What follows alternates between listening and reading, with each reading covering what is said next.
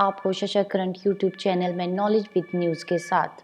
आज हम current 7 days के करंट अफेयर पढ़ेंगे जो 20 से 27 नवंबर के बीच कुछ खास खबरें हुई है उनके करंट अफेयर्स पढ़ेंगे।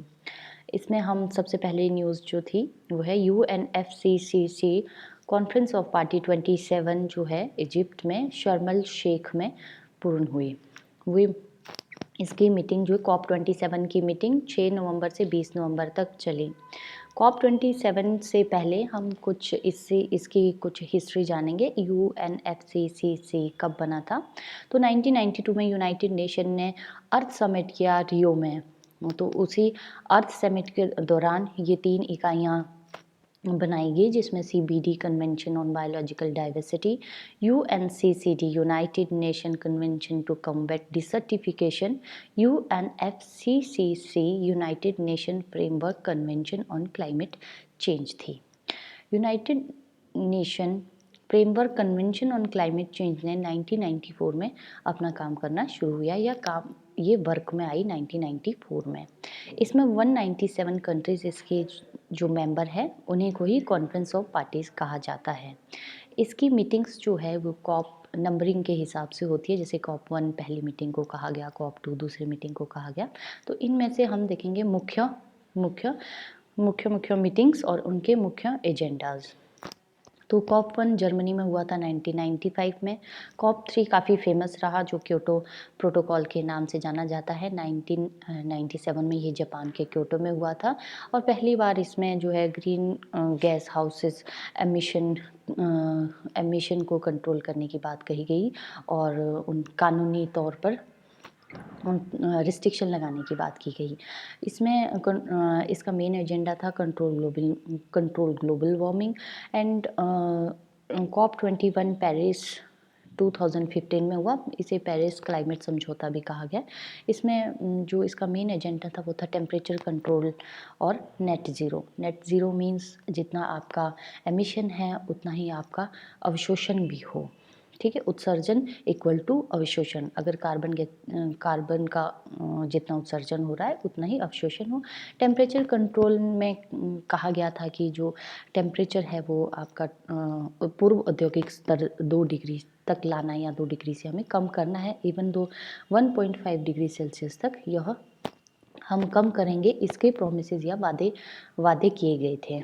लेकिन ये कितना पूर्ण हुआ, ये कुछ ज़्यादा खास इस पे काम नहीं किया गया। फिर भी अलग अलग देशों ने अपने प्रोमिसेस किए, जैसे कि भारत ने प्रॉमिस किया कि 2070 तक जो है इंडिया नेट ज़ीरो कंट्री बन जाएगा और 2050 तक वो अपने 50% जो बिजली है वो स्वच्छ ऊर्जा से प्राप्त करेगा और 2030 तक जो है वो भारत जो है 45% कमी ले आएगा कार्बन एमिशन में। फिर COP 27 की बात करें, COP 27 2022 में शर्म एल शेख में हुआ, इजिप्ट के शर्म एल शेख में हुआ और लॉस एंड डैमेज फंड इसका मुख्य मुद्दा रहा। लॉस एंड डैमेज फंड एक इस तरह का फंड है जो developed countries as a fine damage fund जो है संवेदनशील विकासशील देशों को देगी। नेक्स्ट पढ़ते हैं, बंदेरू विल्सन बाबू जो है वो कोमरोज के लिए इंडिया के एम्बेसडर चुनेंगे। 53rd इंटरनेशनल फिल्म फेस्टिवल जो है वो गोवा में हुआ। इसमें जो है Indian film personality of the year award Chiranjeevi को दिया गया। सत्यजीत रे लाइफ टाइम अचीवमेंट अवार्ड जो है वो स्पेनिश फिल्म डायरेक्टर कार्लोस लोरा को दिया गया। नेटवर्क रेडीनेस इंडेक्स की बात करते हैं, ये 2022 के लिए पब्लिश हुआ और इसके कौन रिलीज़ करता है, इसको US बेस्ड पोर्टुलेंस इंस्टीट्यूट रिलीज़ करता है। US ने फर्स्ट पोजीशन इस नेटवर्क रेडीनेस इंडेक्स में प्राप्त की और इंडिया 61वीं पोजीशन पे 6 प्लेसेस का सुधार करते हुए 61वीं पोजीशन ली है इंडिया। इसमें नेटवर्क रेडीनेस इंडेक्स में 4 मेन इकोनॉमी के पिलरों के ऊपर जो प्रदर्शन रहता है उसको देखा गया, जैसे कि technology, governance, public and impact. इसमें 58 वेरिएबल्स लिए गए, जिसमें से आर्टिफिशियल इंटेलिजेंस टैलेंट कंसंट्रेशन पे इंडिया ने first position, mobile broadband internet traffic with in country and international internet bandwidth में सेकंड और एनुअल इन्वेस्टमेंट इन टेलीकम्युनिकेशन में थर्ड पोजीशन ली है। प्राइम मिनिस्टर ने कमयांग हाइड्रो पावर प्रोजेक्ट जो है देश को समर्पित किया। इसकी कैपेसिटी 600 मेगावाट रहेगी और इसे northern eastern electric power corporation ने बनाया है। ये अरुणाचल प्रदेश में सिचुएटेड है। इसे जो बिछोन एंड टेंगा रिवर जो ट्रिब्यूटरी है कैमंग रिवर की, वो यूज़ में लाई गई। इंडो पैसिफिक रीजनल डायलॉग 2022 के लिए न्यू दिल्ली में हुआ। इसे ऑर्गेनाइज इंडियन नेवी करती है। ये एक प्लेटफॉर्म देती है, प्लेटफॉर्म प्रदान करती है जहां डिस्कस किया जाता है Indian ocean Indo Pacific region में अपॉर्चुनिटीज़ और चैलेंज और इसकी डेवलपमेंट, इस एरिया में किस तरह से डेवलपमेंट की जा सकती है या क्या क्या हमें इसमें नई नई अपॉर्चुनिटीज़ मिलेगी, ये चीज़ें डिस्कस की जाती है और आइडियाज़ शेयर किए जाते हैं। The organisation for economic cooperation and development ने इंडिया की जीडीपी 2023 के लिए 6.9% होने का दावा किया है। The Australian parliament recently approve the free trade agreement with India. इसका नाम AIECTA दिया गया है। Australia India economic cooperation and trade agreement. इसमें एक्सपोर्ट और इम्पोर्ट फ्री रहेगा। ये 90% तक फ्री ट्रेड रहेगा। इसे अभी ऑस्ट्रेलियन कैबिनेट ने अप्रूव किया है। इंडिया के कैबिनेट का अप्रूव रहना बाकी है। The state government of Tamil Nadu ने मदुरा डिस्ट्रिक्ट की अट्टापट्टी एंड मीनाक्षीपुरम विलेजेस को स्टेट के पहली बायोडाइवर्सिटी हेरिटेज साइट घोषित किया है।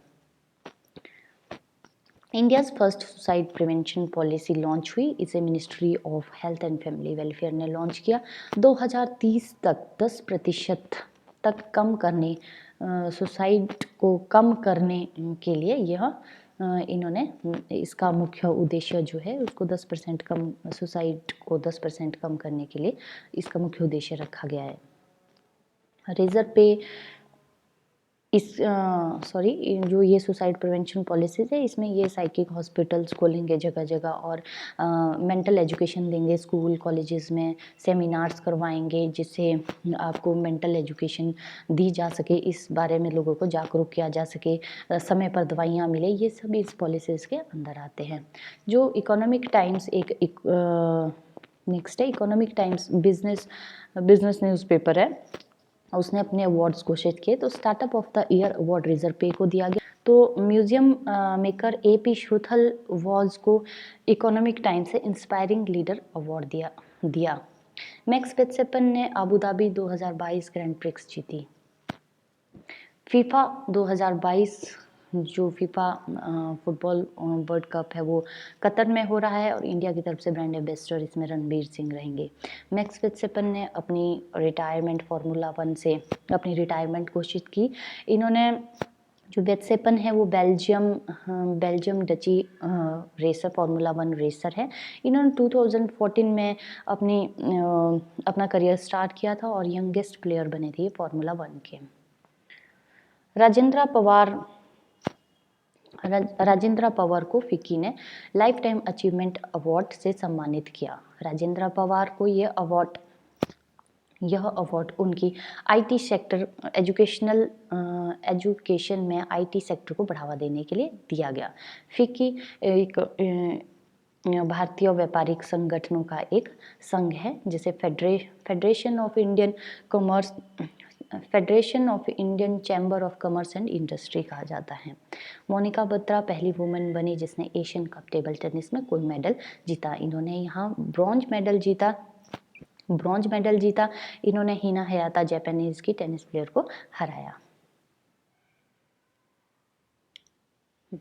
रशिया अब जो है भारत का बिगेस्ट फर्टिलाइजर सप्लायर बन गया है। पहले चाइना था, अब रशिया है। मलेशिया के new prime minister Anwar Ibrahim बने। एक्सरसाइज गरुड़ा शक्ति 2022 इंडिया और इंडोनेशिया की आर्मी के बीच वेस्ट जावा इंडोनेशिया सांगा बेना ट्रेनिंग सेंटर इन कामरंग में हुई। इंडिया और इंडोनेशिया के बीच और एक एक्सरसाइज होती है, वो है इंडिया इंडो कॉर्पेट, ये नेवी एक्सरसाइज है। आयुष मिनिस्ट्री ने आसाम के सिलचर में नॉर्थ ईस्ट को अपना पहला रिसर्च इंस्टीट्यूट ऑफ यूनानी मेडिसिन दिया या इनोग्रेट किया। Indian has ranked 8th position, कौन से इंडेक्स में? क्लाइमेट चेंज परफॉर्मेंस इंडेक्स में 2023 के लिए इंडिया ने 8वां स्थान प्राप्त किया। इस इंडेक्स को German watch, the new climate institute and the climate action network जो है पब्लिश करती है। इसमें फर्स्ट, सेकंड, थर्ड पोजीशन पे कोई भी कंट्री नहीं आ पाई। इसमें डेनमार्क 4th प्लेस पे, स्वीडन 5th प्लेस पे और इंडिया ने 8th प्लेस प्राप्त किया है। लास्ट में ईरान रहा है। ये 14 इंडिकेटरों पे चेक किया जाता है कि कौन सी कंट्री कितनी कोशिश कर रही है क्लाइमेट को अच्छा बनाने के लिए। उसकी क्लाइमेट पॉलिसीज़ चेक की जाती है, ग्रीन हाउसेस एमिशन के रेट चेक किए जाते हैं और भी कई अदर इंडिकेटर्स है, उसको चेक किया जाता है। प्रथम एनजीओ को सम्मानित किया गया 2021 इंदिरा गांधी पीस प्राइज़ के लिए। ये प्राइज़ जो है वो आपके इंटरनेशनल पीस, डेवलपमेंट, डिस्कवरीज जो बेटर ह्यूमैनिटी के लिए काम करे उन्हें दिया जाता है। ये किसी सिंगल पर्सन को या ऑर्गेनाइजेशन को दिया जाता है। प्रथम एनजीओ है वो एजुकेशन की क्वालिटीज़ को इम्प्रूव करने के लिए काम करती है। India successfully test intermediate range ballistic missile Agni 3। ये अग्नि की सीरीज़ की एक मिसाइल है अग्नि 3। ये पहले से ही 2019 में इंडियन की आर्मी में उपस्थित है या इसे प्रेजेंट किया गया है। ये जो है ये इसकी रेंज को देखने के लिए बार बार टेस्ट किए जाते हैं कि ये कितने तक वार कर पाती है, ठीक वार कर पा रही है कि नहीं, तो इसलिए टेस्ट किया गया था। ये अग्नि 3 जो है 3000 किलोमीटर तक की रेंज के लिए वार करने के लिए इसे जाना जाता है। अग्नि की 5 सीरीज आई है अभी तक, अग्नि 1, अग्नि 2, अग्नि 3, अग्नि 4, अग्नि 5। अग्नि 5 जो है वो 5000 किलोमीटर तक वार करने की क्षमता रखता है। इसे अब्दुल कलाम स्पेस सेंटर उड़ीसा से टेस्ट किया गया था। प्री लॉन्च सेलिब्रेशन हुआ इंटरनेशनल ईयर ऑफ मिलेट्स मतलब मोटा अनाज वार्षिक वर्ष 2023 का प्री लॉन्च सेलिब्रेशन हुआ न्यू दिल्ली में।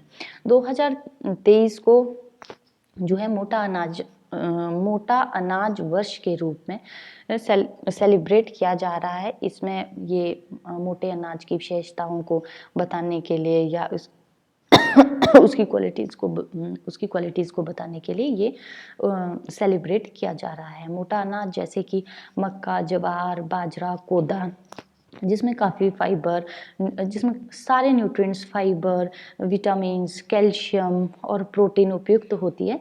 तो ये लगाया जा रहा है कि इससे माल न्यूट्रिशन और जो भूखमरी की समस्या है वो भी दूर हो सकती है इस मोटा अनाज से। तो इसकी विशेषताओं को बताने के लिए जो है 2023 को यूनाइटेड नेशन ने अंतर्राष्ट्रीय वर्ष घोषित किया हुआ है मोटा अनाज के लिए। रवि कुमार को डॉक्टर कलाम सेवा पुरस्कार से सम्मानित किया गया। ये पुरस्कार जो है सोसाइटी के लिए जो एक्स्ट्रा ऑर्डिनरी वर्क करते हैं उनके लिए दिया जाता है। रवि कुमार एक बिल्कुल युवक उद्यमी हैं। उन्होंने लॉकडाउन के दौरान अपने बिजनेस को बनाया। मात्र सिर्फ 50,000 के निवेश से इन्होंने उस टाइम हॉस्पिटल के लिए PPE किट, मास्क और सैनिटाइजर प्रोवाइड करवाए।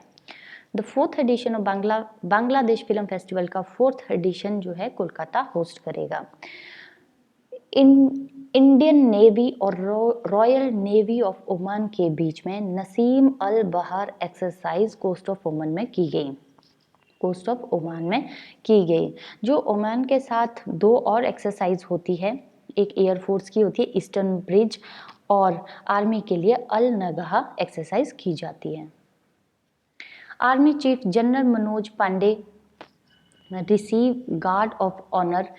फ्रांस से उन्होंने गार्ड ऑफ ऑनर का प्राइज जो सम्मान जो है वो लिया है। मनोज पांडे अभी अपनी फ्रांस यात्रा में थे। Elimination of violence against women के लिए 25 नवंबर को इंटरनेशनल डे सेलिब्रेट किया गया। इसका थीम था unite activism to end violence against women and girls. Union minister of rural development and Panchayati Raj Giriraj Singh ने नई चेतना पहल बदलाव की लॉन्च की। ये जो है ये जेंडर बेस्ड वायलेंस पे डिपेंड है और इसका थीम भी रखा गया elimination of gender based violence.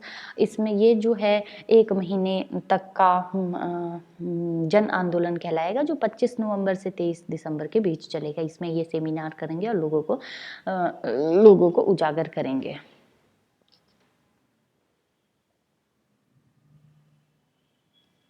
Union health minister designated doctor Deepa Malik, जो एक पैरा एथलीट है, दीपा मलिक को निक्षय मित्रा का एम्बेसडर घोषित किया गया है। निक्षय मित्रा TB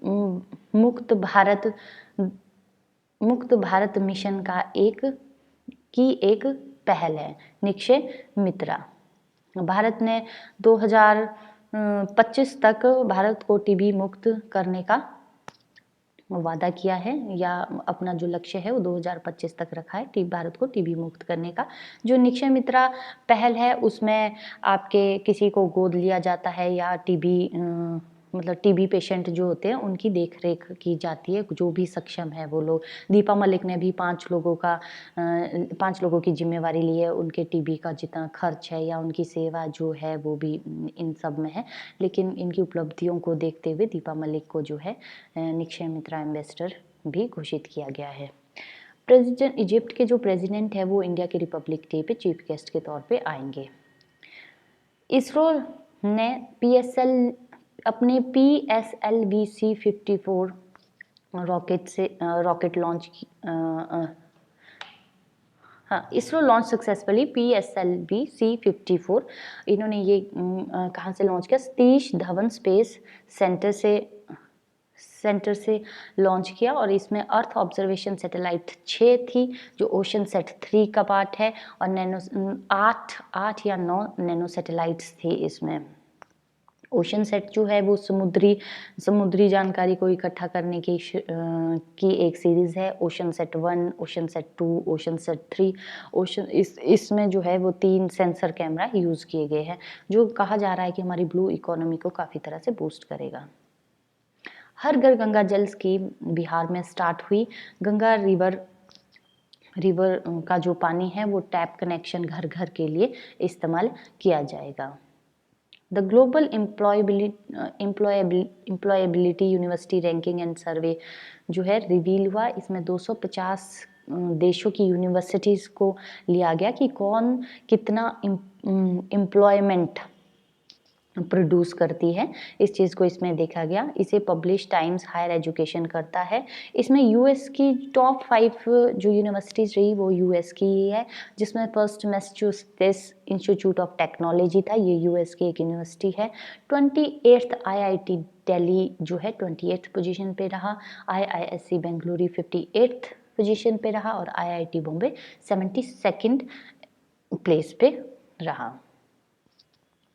thank you very much. मेरे चैनल को लाइक, शेयर और सब्सक्राइब करना ना भूलें। अगर आप मेरे चैनल को लाइक, शेयर और सब्सक्राइब करेंगे मैं और ऐसी वीडियोस डालना स्टार्ट करूँगी। Thank you very much. मिलते हैं नेक्स्ट वीक।